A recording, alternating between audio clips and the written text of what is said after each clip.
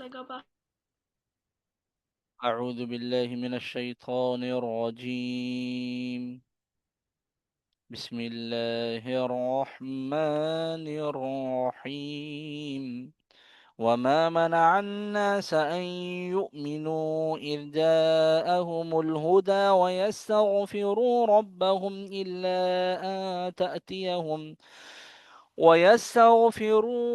ويستغفروا ربهم إلا أن تأتيهم سنة الأولين أو يأتيهم العذاب قبلا.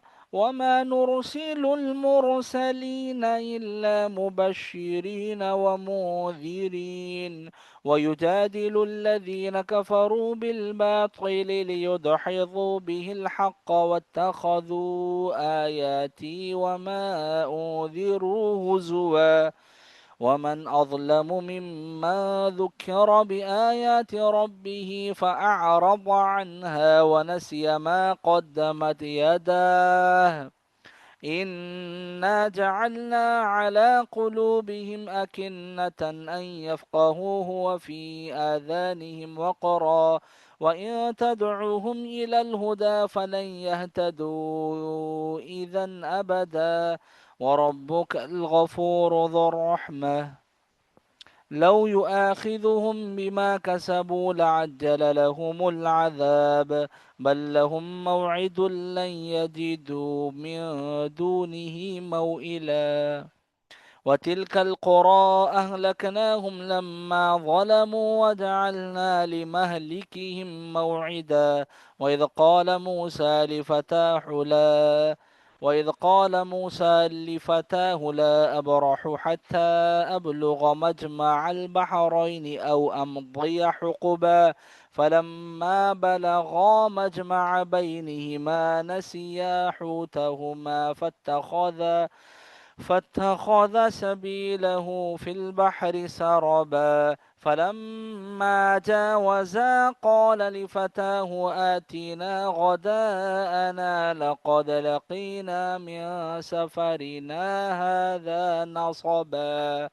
قال أرأيت إذ أوينا إلى الصخرة فإني نسيت الحوت وما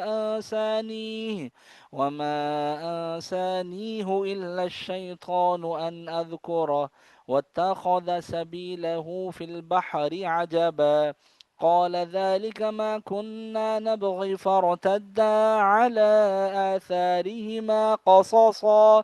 فوجدا عبدا من عبادنا آتيناه رحمة من عندنا وعلمناه من لدنا علما. قال له موسى هل أتبعك على أن تعلمني مما علمت رشدا. قال إنك لن تستطيع معي صبرا وكيف تصبر على ما لم تحط به خبرا. قال ستجدني إن شاء الله صابرا ولا أعصي لك أمرا. قال فإن اتبعتني فلا تسألني عن شيء حتى أحدث لك منه ذكرا. فانطلقا حتى إذا ركبا في السفينة خرقها قال أخرقتها لتغرق أهلها لقد جئت شيئا إمرا. قال ألم أقل إنك لن تستطيع معي صبرا. قال لا تؤاخذني بما نسيت ولا ترهقني من أمري عسرا. فانطلقا حتى إذا لقيا غلاما فقتله.